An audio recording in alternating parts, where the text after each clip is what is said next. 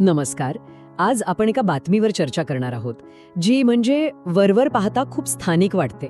अंबाजोगाईत झालेला एक शेतकरी प्रशिक्षण कार्यक्रम. पण या एका दिवसाच्या कार्यक्रमात मला वाटतं मराठवाड्याच्या शेतीचं भविष्य बदलण्याची क्षमता असलेले काही महत्वाचे धागेदोरे लपलेले आहेत. तुम्ही धागेदोरे हा शब्द वापरलात तो खूप महत्वाचा आहे, कारण ही केवळ एक घटना नाहीये. बरोबर. तर अनेक वर्षांपासून जे प्रयत्न सुरू आहेत ना, त्याचा हा एक दृश्य परिणाम आहे. यात सरकारी यंत्रणा आहे, एक मोठी सामाजिक संस्था आहे आणि सगळ्यात महत्वाचं म्हणजे बदलायला तयार असलेला शेतकरी आहे. अगदी. तर आपल्या श्रोत्यांसाठी आपण संदर्भ थोडा स्पष्ट करूया. आपल्याकडे सत्यमेव जयते फार्मर कप या स्पर्धेअंतर्गत 28 नोव्हेंबर 2025 रोजी झालेल्या एका एकदिवसीय शेतकरी प्रशिक्षणाची माहिती आहे. हो. आणि या चर्चेतून आपल्याला हे शोधायचंय की हा कार्यक्रम यशस्वी का ठरला आणि यातून महाराष्ट्राच्या इतर भागांना काय शिकता येईल. तर हे विश्लेषण खूपच रंजक ठरेल, कारण यात कसं आहे, अनेक संस्था एकत्र आल्या आहेत. म्हणजे महाराष्ट्र शासनाचा कृषी विभाग आहे, मग आत्मा आत्मा म्हणजे ॲग्रिकल्चरल टेक्नॉलॉजी मॅनेजमेंट एजन्सी. ही मुळात शेतकऱ्यांपर्यंत नवीन तंत्रज्ञान पोहोचवणारी एक सरकारी संस्था आहे. अच्छा. आणि अर्थातच पाणी फाउंडेशन. या तिघांच्या एकत्र येण्यातच मला वाटतं या कार्यक्रमाच्या यशाचं खरं गमक दडलेलं आहे. चला तर मग या कार्यक्रमाच्या अंतरंगात शिरूया. कार्यक्रम झाला होता अंबाजोगाईच्या मानवलोक प्रशिक्षण सभागृहात. हो. आपल्या माहितीनुसार तिथे उपविभागीय कृषी अधिकारी श्री गायकवाड, तालुका कृषी अधिकारी संजीवनी राठोड आणि पाणी फाउंडेशनचे महाराष्ट्रवाडा समन्वयक श्री संतोष शिणगारे, म्हणजे अशी सगळी महत्वाची मंडळी होती. आता अनेकदा कसं होतं, अशा कार्यक्रमात अधिकारी येतात, भाषणं होतात आणि कार्यक्रम संपतो. इथे वेगळं काय होतं? पण इथे एक गोष्ट मला विचारायची आहे. अशा कार्यक्रमात नेमकं काय सांगितलं गेलं? म्हणजे त्याचे काही मुख्य मुद्दे होते का? हो, अगदी स्पष्ट 5 मुद्दे होते. पहिला अर्थातच सत्यमेव जयते फार्मर कप ही मोहीम काय आहे, तिचं उद्दिष्ट काय, पद्धत काय, हे समजावून सांगण्यात आलं. ठीक आहे, म्हणजे बेसिक माहिती. हो. मग दुसरा मुद्दा होता रब्बी हंगामासाठी पीक व्यवस्थापन, पण पारंपरिक नाही तर आधुनिक तंत्रज्ञान वापरून कसं करायचं यावर भर होता. आधुनिक तंत्रज्ञान, यावर आपण नंतर येऊया. पुढे तिसरा मुद्दा होता सरकारी योजना, म्हणजे फक्त कष्ट करा असं नाही, तर त्यासाठी सरकारकडून काय मदत मिळू शकते याची माहिती.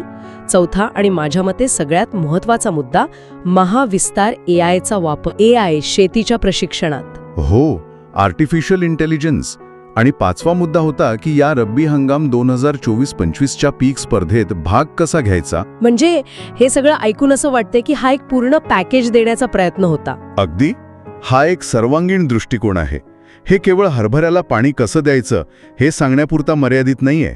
इथे शाश्वत शेती आहे, पाण्याची बचत आहे आणि सगळ्यात महत्त्वाचं म्हणजे भविष्यातल्या तंत्रज्ञानाची ओळख आहे. पण या कार्यक्रमाचा अजून महत्वाचा भाग होता तो म्हणजे सत्कार समारंभ. रब्बी हंगाम 2024-25च्या पीक स्पर्धेत करडई पिकासाठी जे शेतकरी जिंकले होते, राज्य आणि जिल्हा स्तरावर त्यांचा गौरव करण्यात आला. आणि हे खूप महत्त्वाचं आहे, कारण जेव्हा एक शेतकरी दुसऱ्या शेतकऱ्याला यशस्वी होताना बघतो, तेव्हा त्याचा परिणाम खूप मोठा असतो. त्याला प्रेरणा मिळते. पण इथे ते फक्त सत्कार करून थांबले नाही, येत नाही का? नाही, अजिबात नाही. त्या सन्मानित शेतकऱ्यांनी स्वतःच्या यशोगाथा सांगितल्या आणि त्यांनी 3 गोष्टींवर भर दिला: नवीन तंत्रज्ञानाचा वापर, सुयोग्य पीक व्यवस्थापन आणि नैसर्गिक संसाधनांचा कार्यक्षम वापर. हा तिसरा मुद्दा थेट पाणी फाउंडेशनच्या मूळ उद्दिष्टांशी जोडला जातो. काय आहे ना, कृषी क्षेत्रात एकमेकांकडून शिकण्याची प्रक्रिया म्हणजे पीअर टू पीअर लर्निंग खूप प्रभावी ठरते. म्हणजे बघा, जेव्हा एखादा अधिकारी माहिती देतो तेव्हा ती एक सल्ला वाटते, सूचना वाटते. पण जेव्हा त्याच गावातला किंवा तालुक्यातला एखादा यशस्वी शेतकरी स्वतःचा अनुभव सांगतो, तेव्हा तो एक विश्वास बनतो, एक वस्तुपाठ बनतो. हो, हे खरं आहे.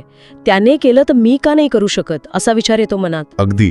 आणि नैसर्गिक संसाधनांचा कार्यक्षम वापर हा मुद्दा जेव्हा तो शेतकरी सांगतो, तेव्हा पाणी फाउंडेशनच्या कामाला एक प्रकारे लोकांकडूनच दुजोरा मिळतो.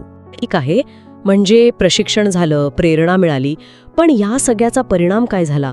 म्हणजे लोकांचा प्रतिसाद कसा होता? आले होते का शेतकरी? अहो, प्रचंड सभागृह पूर्ण भरलेलं होतं. अंबाजोगाई तालुक्यातून अनेक शेतकरी आले होते, पुरुष, महिला शेतकरी गट सुद्धा होते का? हो. आणि हीच तर महत्वाची गोष्ट आहे. महिला शेतकरी गटांचा खूप मोठा आणि सक्रिय सहभाग होता. आणि ही उपस्थिती, विशेषतः महिलांची, हे फक्त कार्यक्रमाच्या यशाचं लक्षण नाहीये, तर हे ग्रामीण भागातल्या सामाजिक बदलाचं लक्षण आहे. याचा अर्थ असा होतो की शेतकरी आता फक्त पारंपरिक पद्धतींवर अवलंबून नाहीयेत, ते नवीन ज्ञान, नवीन तंत्रज्ञान स्वीकारायला तयार आहेत. आणि जेव्हा लोक स्वतःहून अशा कार्यक्रमात येतात तेव्हा ती मोहीम फक्त सरकारी किंवा संस्थेची राहत नाही, ती एक लोक चळवळ बनायला सुरुवात होते. वा, म्हणजे सत्यमेव जयते फार्मर कप ही फक्त एक स्पर्धा नाहीये, नाही, स्पर्धा तर एक निमित्त आहे. ते एक व्यासपीठ आहे जिथे प्रशिक्षण, आधुनिक तंत्रज्ञान, सरकारी योजना आणि आर्थिक मदत आणि प्रेरणा. एक मिनिट, आपण मगाशी महाविस्तार AI चा उल्लेख केला होता. आता प्रामाणिकपणे सांगायचं तर हे सगळं कागदावर खूप छान वाटतं, पण मराठवाड्यातला एक सामान्य शेतकरी ज्याला कदाचित साधा स्मार्टफोन वापरायची सवय नसेल, तो महाविस्तार AI कसं वापरणार? हे प्रत्यक्षात खरंच शक्य आहे का, की हा फक्त एक आधुनिक वाटण्यासाठी वापरलेला शब्द आहे? नाही, तुमची शंका अगदी योग्य आहे आणि हाच खरा मुद्दा आहे. महाविस्तार AI मागची कल्पना खरं तर खूप सोपी आहे. यामागची खरी शक्ती आहे डेटा. म्हणजे नेमकं कसं? समजा तुमच्या पिकावर काही कीड पडली आहे किंवा पानं पिवळी पडत आहेत. तुम्हाला फक्त त्या पानाचा एक फोटो काढायचा आहे आणि ॲपवर टाकायचा आहे. अच्छा. काही सेकंदात ते ॲप त्या फोटोची तुलना त्याच्या डेटाबेसमध्ये असलेल्या लाखो फोटोंशी करतं, महाराष्ट्राच्या वेगवेगळ्या भागांमधल्या पिकांच्या फोटोंशी, आणि तुम्हाला लगेच सांगतं की हा कोणता रोग आहे, त्यावर कोणतं जैविक किंवा रासायनिक औषध वापरायचं आणि ते जवळपास कुठे मिळेल. अरे वाह, हे तर म्हणजे एक खिशातल्या कृषी तज्ञासारखं आहे. अगदी. पण याच्याही पुढे जाऊन विचार करा. याचा अर्थ कोकणातल्या शेतकऱ्याचा अनुभवाचा फायदा मराठवाड्यातल्या शेतकऱ्याला एका ॲपमुळे मिळू शकतो. हे तर ज्ञानाचं लोकशाहीकरण झालं. बरोबर, हाच शब्द. पूर्वी जे ज्ञान फक्त कृषी विद्यापीठात किंवा मोठ्या कंपन्यांकडे असायचं, ते आता थेट शेतकऱ्याच्या हातात येतंय. ही खरी क्रांती आहे. त्यामुळे प्रशिक्षणात याचा समावेश करणं हे केवळ एक फॅड नाही, तर शेतीचं भविष्य कसं असेल याची एक झलक दाखवणं आहे. तर या सगळ्या चर्चेचा अर्थ असा निघतो की सत्यमेव जयते फार्मर कप ही केवळ एक स्पर्धा नाही, ते एक व्यासपीठ आहे जिथे प्रशिक्षण, आधुनिक तंत्रज्ञान, सरकारी योजनांची माहिती आणि प्रत्यक्ष यशस्वी शेतकऱ्यांचे अनुभव हे सगळे एकत्र आणलं जातं. हो, हे एक असं मॉडेल आहे जे शेतकऱ्यांना अधिक सक्षम आणि आत्मनिर्भर बनवण्यासाठी मदत करतं. ते त्यांना केवळ काय करा हे सांगत नाही, तर कसं करा हे दाखवतं, आणि ज्यांनी ते करून दाखवलं आहे त्यांनाच समोर आणतं. अगदी बरोबर. पण यावर विचार करायला लावणारा एक प्रश्न माझ्या मनात येतो. या स्रोतामध्ये महाविस्तार AI सारख्या तंत्रज्ञानाचा उल्लेख आहे, जो निश्चितच खूप प्रगतिशील आहे. पण अशा प्रकारचं तंत्रज्ञान खेडोपाड्यातील प्रत्येक शेतकऱ्यापर्यंत, मग त्यांचं शिक्षण किंवा डिजिटल साक्षरता कितीही असो, त्यांच्यापर्यंत खऱ्या अर्थाने सोपं आणि वापरण्यायोग्य कसं बनवता येईल? अगदी. कारण अशा उपक्रमांचं खरं यश केवळ तंत्रज्ञान उपलब्ध करून देण्यात नाही, तर ते शेवटच्या शेतकऱ्यापर्यंत पोचवून त्याचा वापर करण्यासाठी सतत पाठबळ देण्यावर अवलंबून असेल.